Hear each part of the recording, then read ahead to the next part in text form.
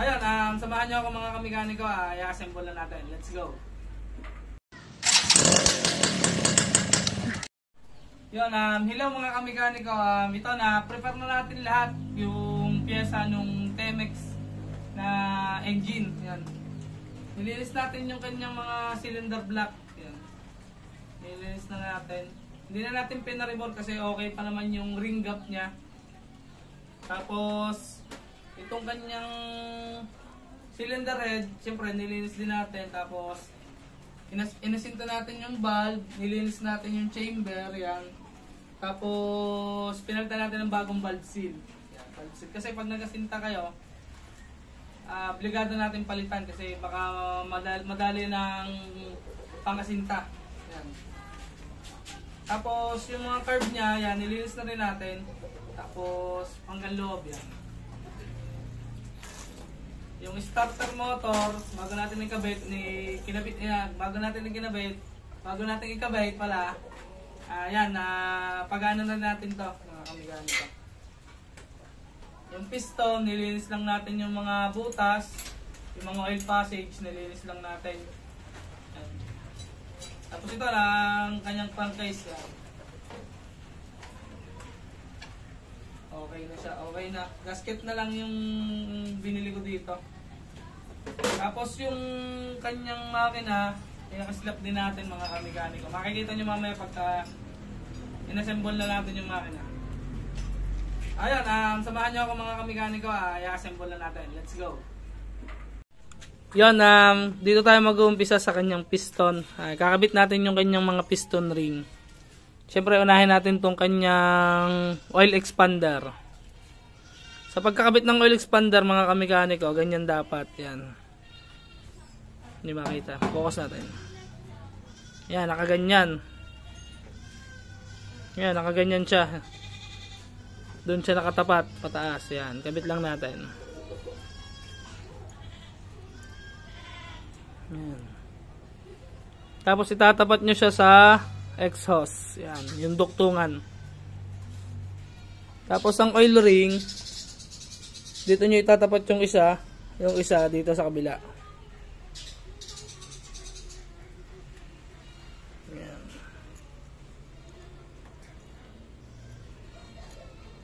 Yan. Yan, dito na may tatapat siya sa kabila. Yan, yan. Tapat naman ang intake. Magkabila. Ayan.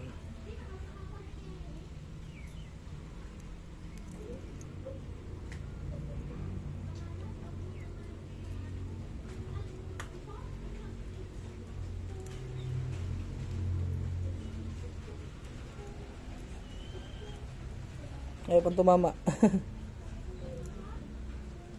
Yan.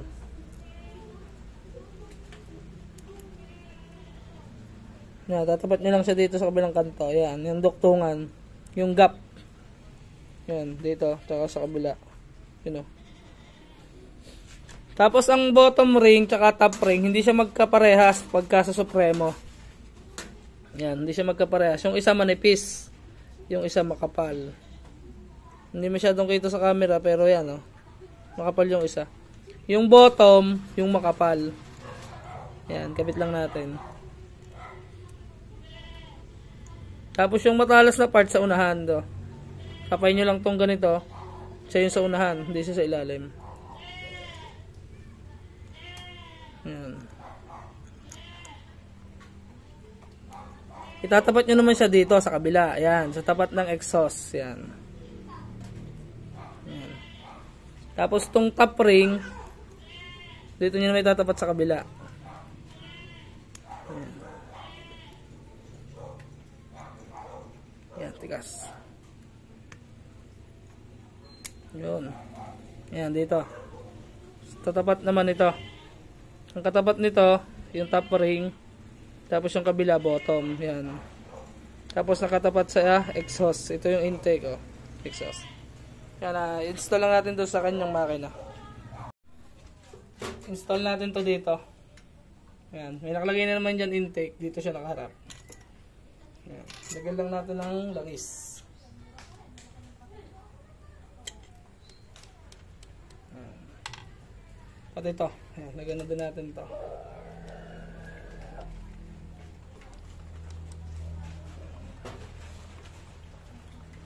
Kabit lang natin.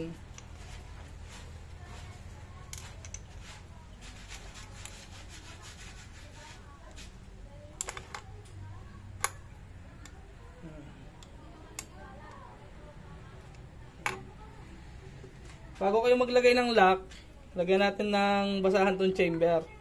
Para in case na sumablay yung lock, hindi siya papasok sa loob ng chamber. Ayan.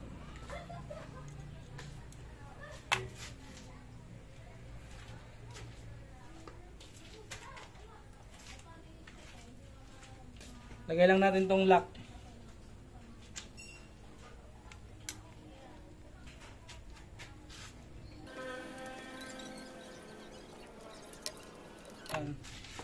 Pag siguradong okay na yung lock,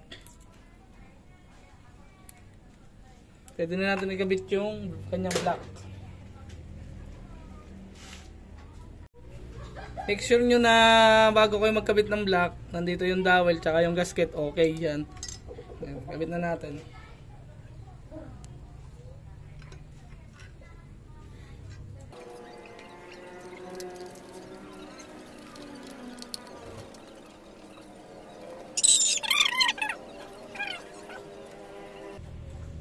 Okay na. Top dead center. Yan. Okay na siya. Kabit naman natin yung kanyang cylinder head.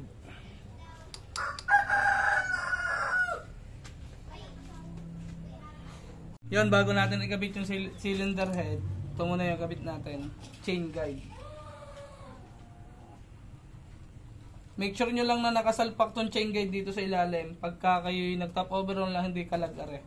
Yan, make sure nyo na nakatama siya. Yan. Tapos pwede na natin ilagay itong gasket. Yung gasket niya, hindi ako naglalagay ng treban pagka luma.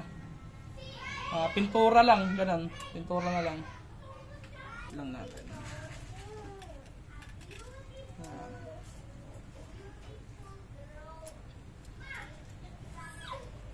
Okay na siya. Pwede na natin ikabit yung cylinder head.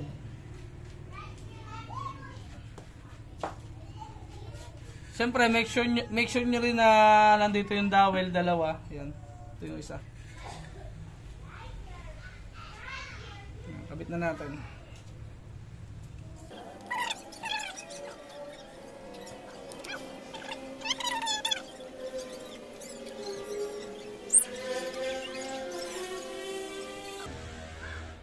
Okay na siya mga kamekaniko. Kabit natin yung 4 na bolt dito, tsaka yung 2 ditong mahaba. Yan, ito yung sinasabi ko sa inyo na 4 na bolt. May washer din to. Nakabit nyo lang.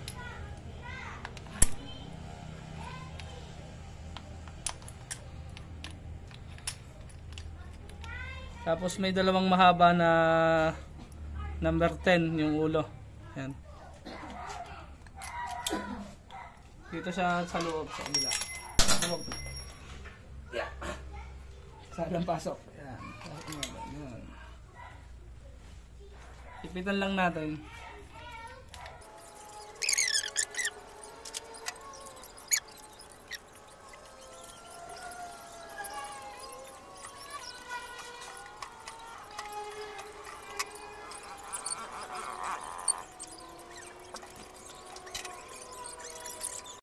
Yun, natapos na natin ikpitan itong 6. Pakita ko naman sa inyo yung kanyang firing order kung saan siya nakatapat. Pakita ko sa inyo. Yan mga kamekaniko, ito yung kanyang firing order. Yan. Itong kunyang to, itinapat ko lang siya dito sa kontil na to. Yan. Tapos dito sa kanyang cam gear, yan yung 2 guhit, naka level lang siya dito sa kanyang cylinder head. Yan, nakita nyo naman oh. Yan, ganyan. Naka-level lang siya. Yan. Wala pa yung tensioner. Yan. Tapos dito sa baba, itong kunya, dito, ayan. Sunod natin ikakabit yung cover dito. Tsaka yung kanyang tensioner.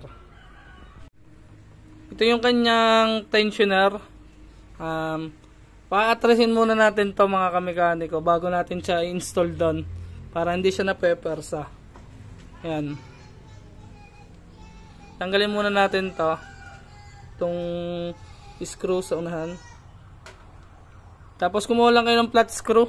Yan. Pihitin nyo lang pa-clockwise. Yan.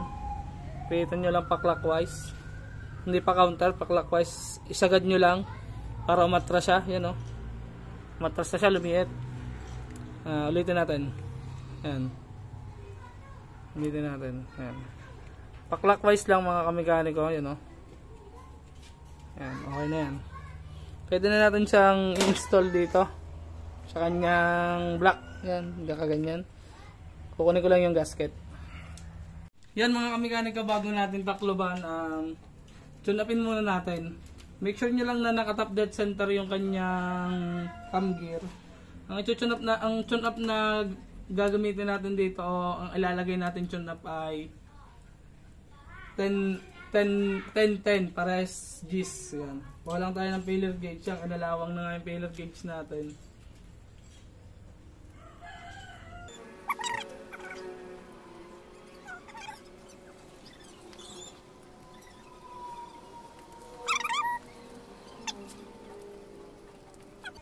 This yung i-tune up natin. Kita ba? Kita ko sa inyo.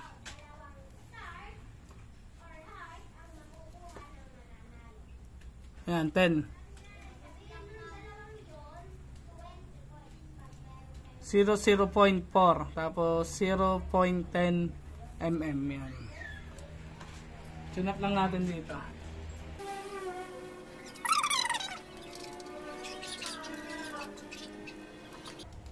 Ayan. Pag na-tune up nyo na ng 10, ikutin nyo lang ng mga 2 ikot. Bago check nyo kung nag-iiba siya. Kasi may mga motor na nag-iiba yung tune up. Yan, okay na. Top dead center lang ulit natin. Tapos sukat ulit kung papasok. Okay siya. Hindi siya nag-iba. Okay na. Bago natin kabit yung cover dito, kabit muna natin itong kanyang dowel pin tsaka o-ring dito sa breather.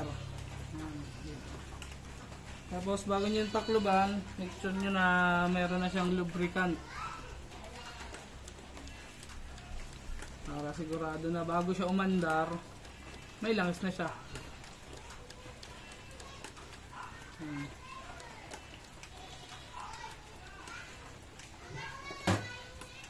Okay na mga kamekaniko. Kabit lang natin yung goma. Tapos pwede na natin siyang bagong pala nating ikabit, bago natin ikabit to, make sure natin na butas lahat to, yung kanyang oil passage.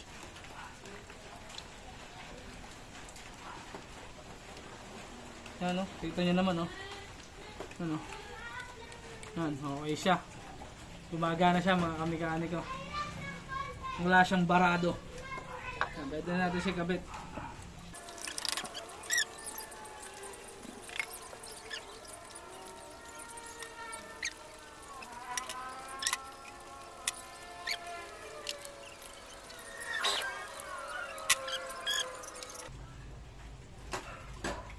Okay na. Dito naman tayo sa kanyang crankcase. Yun na, dito na tayo sa kanyang side crankcase. Napaka basic lang naman ito kasi hindi naman natin kinalag yung mga clutch housing niya, clutch lining, kasi hindi naman natin kailangan kalagin kasi wala naman tayong gagawin doon sa loob. Okay naman yung makina niya. Nirepaint nga lang natin yung crankcase. Yan. Una natin kakabit diyan tong kanyang strainer. Yan. Make sure nyo na malinis.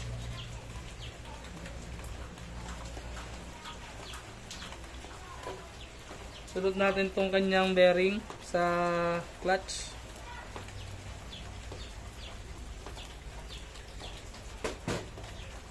Yan. Kabit lang natin siya dito.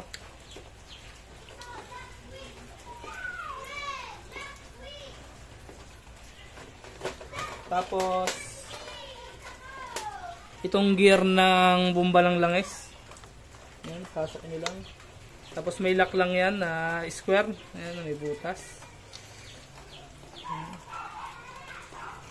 Make sure nyo lang na pumasok. Yun. Pumasok na siya.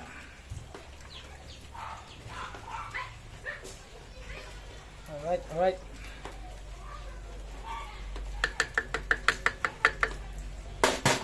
Ayan. May pingas nga pala yung kanyang clutch plate o yung kanyang ng sa spring. Hindi ko alam kung bakit. Siguro doon sa una nagkalag nito. Kasi hindi nga natin kinalagyan.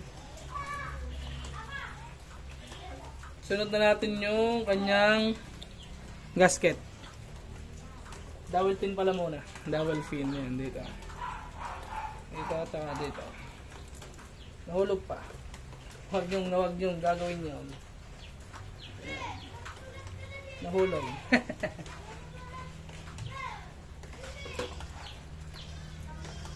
Yan, kuha lang tayo na may magnet. Huwag kayo matataranta pagka ganon. Kulang kayo na may magnet.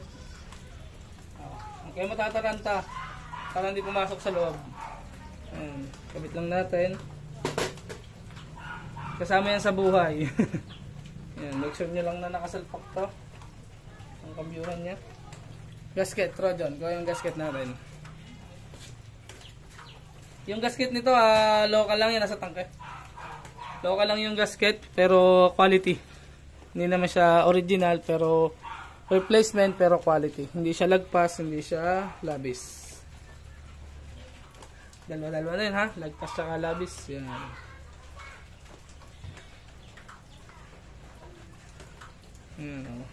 Saktong-sak lang. Make sure nyo, pagka kayo magkakabit ng gantong gasket, lalo't mga replacement, make sure nyo na pumili kayo na medyo maayos-ayos. Yan. Pwede na natin nagkabit yung crank. Yan, sa crankcase, ito yung crankcase nya, nalinis na natin din. Ito yung natulak dito, yan. Ito sa kanyang clutch. Kakabit muna natin syempre dito, yan. Make sure nyo lang na yun, yung spring na yan ay nakakawit, yan. Nakakawit siya, oh, yan. Tapos yung itsura niya, yan. Lagay na natin. Maglalak na yan pag nilagay natin to. Yan. Lubricant na lang din natin to.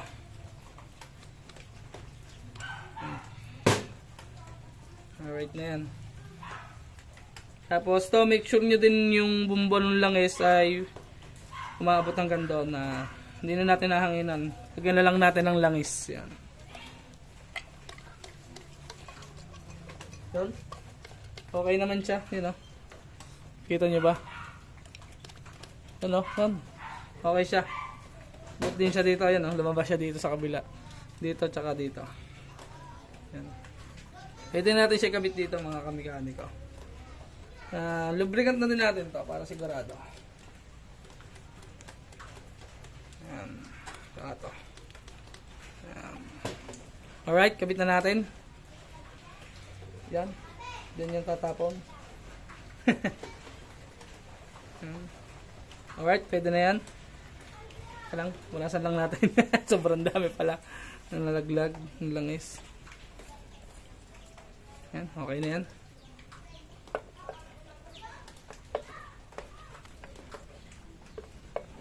Yun.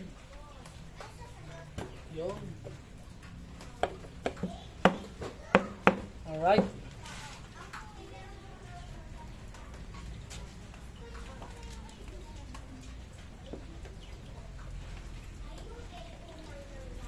Kabit na lang natin yung mga tornilyo niya, mga kamikaniko.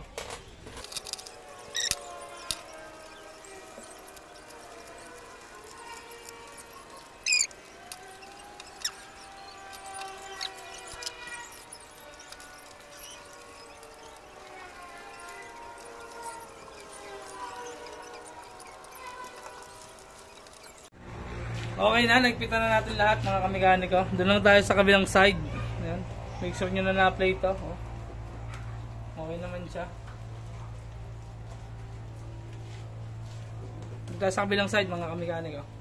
Yan mga kamikaniko, dito na tayo sa kanyang side cover o magneto. Kapit lang natin yung kanyang magneto. Make sure nyo na nandito yung kunya. Yan hindi ko na inalis yung kanyang gear sa starter. Kasi para din na tayo magkabit. Pwede naman yan. Make sure nyo lang na mapalagay ito. Yan, bearing dito. Lagyan lang natin ng langis.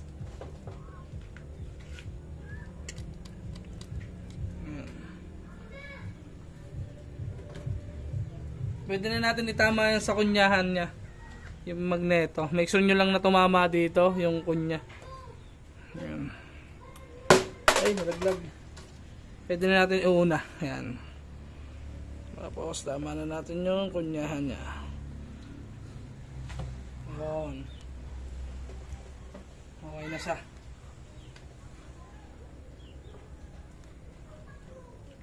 Okay na mga kamekaniko. Ngayon naman, lalagyan natin yung kanyang washer. May washer yan siyempre. Tsaka nut. Ba ito? 17. 19 pala. Yan. Higpitan lang natin. Yan 19mm ko lang tayo. Higpitan natin.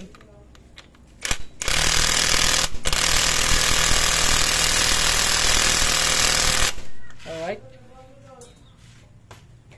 Make sure nyo lang natin na hindi na nasunod yung kunya. Yan. Okay na siya.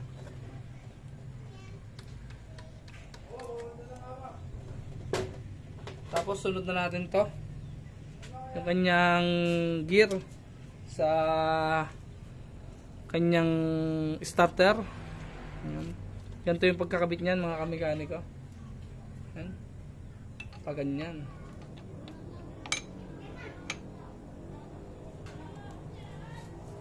Ikot lang natin.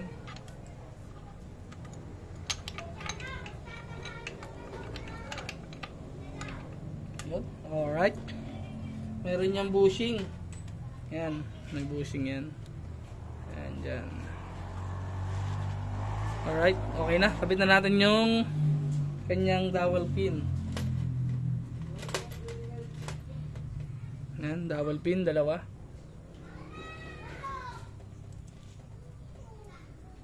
Kabit na natin yung kanyang gasket. Ayan.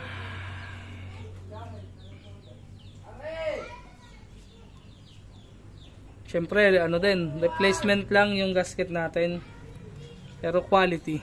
Ayan. Pwede na natin kabit yung cover. Make sure nyo lang na walang laman yung magneto bago nyo ikabit.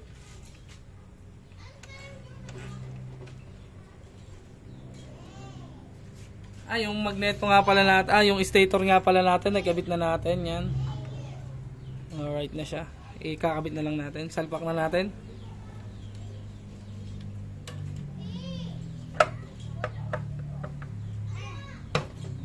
Alright. Kabit na lang natin yung mga tornilyo niya.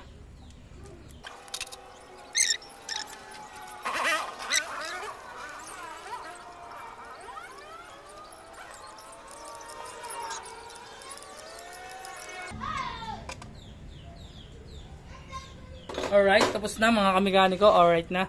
Salihin na lang natin ang langis. Tapos bilan natin ng oil seal to. Alright. Ito na yung natapos nating engine ngayon mga kamekaniko. Yan. Tintab. Alright. Napakaganda oh. Pati yung block niya nilinis natin. Pati head. Yan mga kamekaniko, hanggang dito na lang yung episode na to mga kamekaniko. Abangan nyo na lang yung next episode natin. Yan. Para sa pag-restore natin ng TMX Supremo. Yan. Maraming salamat sa lahat. Peace out.